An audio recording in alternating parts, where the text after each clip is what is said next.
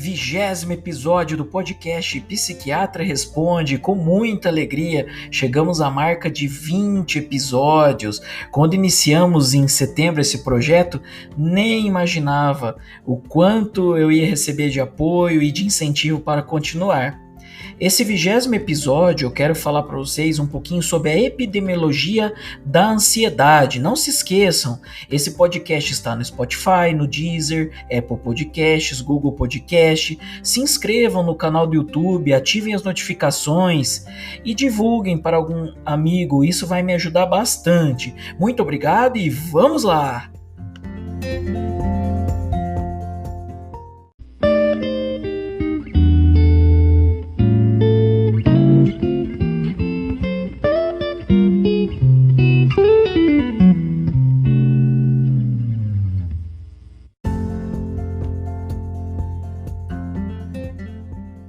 O tema ansiedade é um dos temas mais requisitados aqui nesse podcast. Sempre tem sugestões, comentários positivos, várias dúvidas são enviadas diariamente sobre ansiedade aqui para eu gravar para vocês os episódios.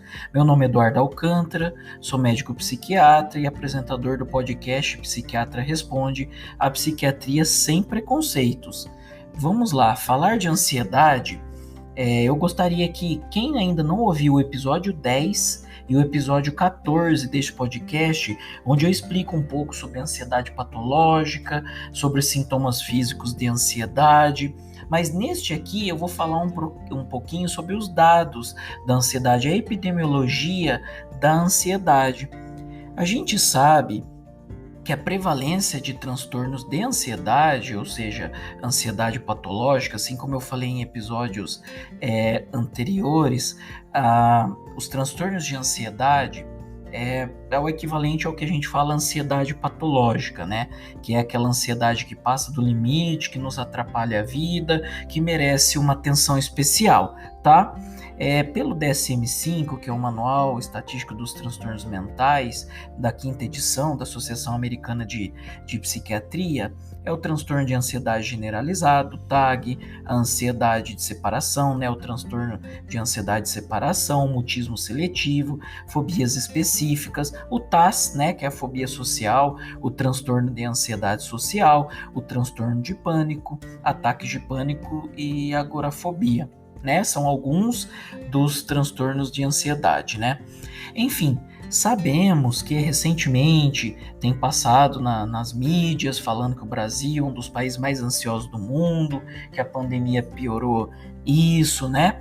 A gente sabe em estudos recentes que a prevalência dos transtornos de ansiedade em nosso país, no Brasil, há uma média de 9,3%. Tá? Por isso que se fala que em torno de 10% da população do Brasil tem algum problema com ansiedade e mereceria buscar uma ajuda especializada, quer seja do psicólogo, uma avaliação com médico psiquiatra, só não pode ficar sofrendo, né, pessoal? Porque a ansiedade atrapalha muito a vida e tem tratamento, tem acompanhamento especializado.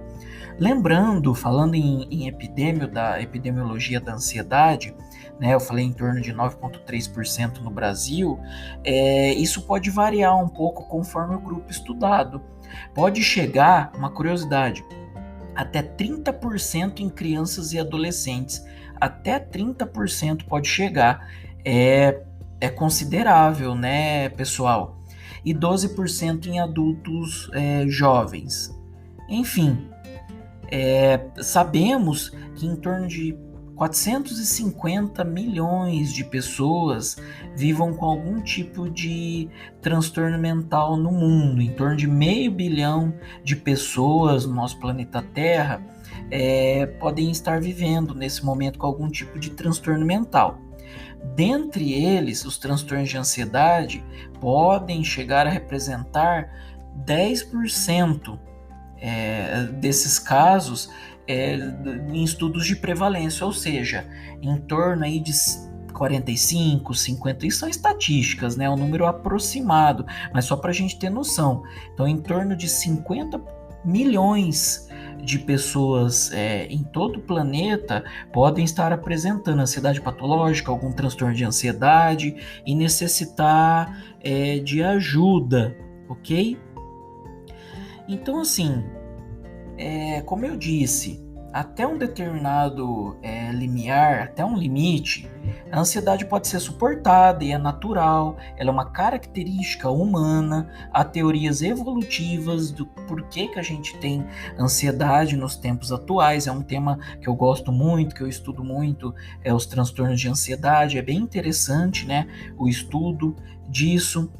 Mas assim, quando um quadro de ansiedade, as pessoas sempre me perguntam, Eduardo, mas quando que eu devo buscar ajuda? Hoje em dia todo mundo vulgarizou-se muito, né? A palavra ansiedade. Ah, eu sou ansioso, estou ansiosa, somos ansiosos, estou com ansiedade, essa ansiedade tá demais, estou a milhão, né? O pessoal fala, estou acelerado. A gente tem que discernir um pouco disso e saber, a ansiedade pode vir a ser um problema de saúde, mas nem em todo caso de ansiedade faz-se necessário o tratamento, né? Quer seja medicamentoso, psicoterápico, sempre multidisciplinar, né? Como eu sempre venho falando aqui em todos os episódios, para quem está acompanhando os vários episódios, eu sempre estou falando isso. Então, a ansiedade é uma característica humana.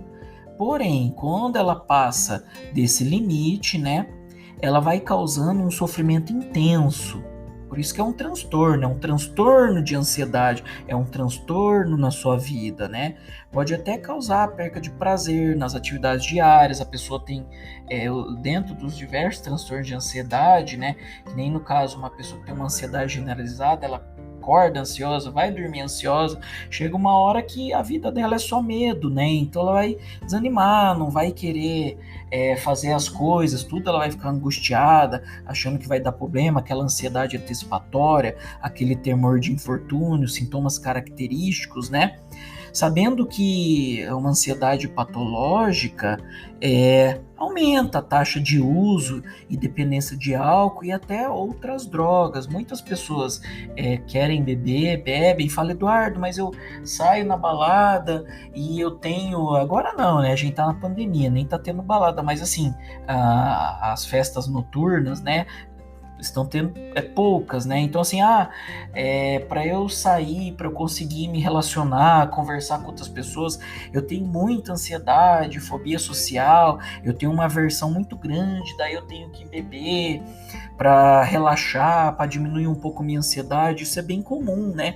A ansiedade pode aumentar a taxa do uso nocivo de bebidas alcoólicas, né? E esse uso nocivo, prolongado, periódico, pode até se transformar num transtorno, né, de dependência e abuso de álcool, que é um dos transtornos bem comuns na população.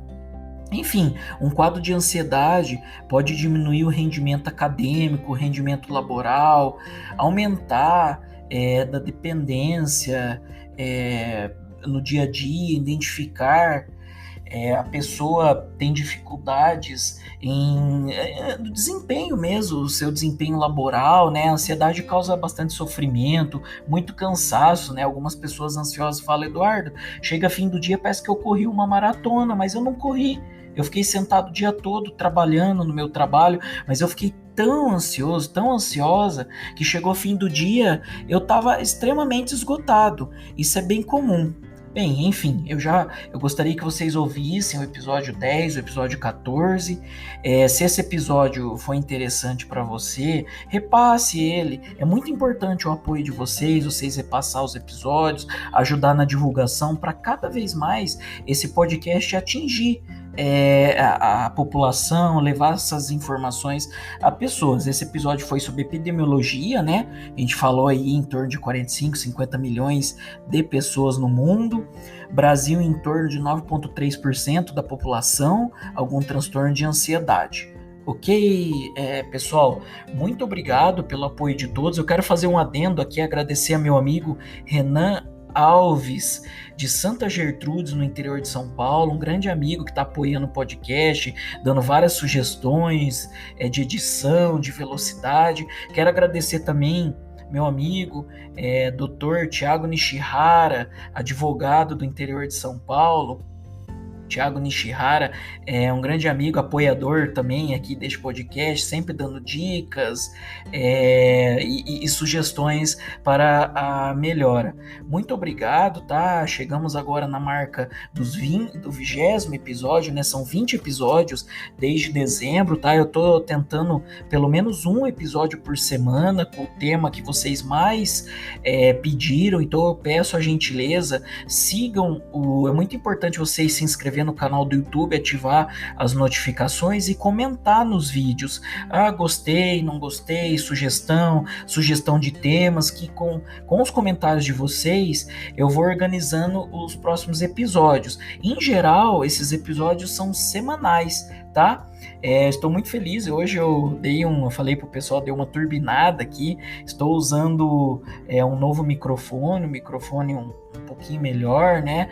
Um HyperX Quadcast. Então é esse equipamento que eu estou usando aqui para captação do áudio. Espero que vocês sintam a melhora do som estéreo, né? Que gostem. Bem, enfim, já me alonguei demais. Eu prometi que os episódios iriam ser em torno de 10 minutos sempre, para ficar fácil de ouvir. Muito obrigado e até a próxima. Fui!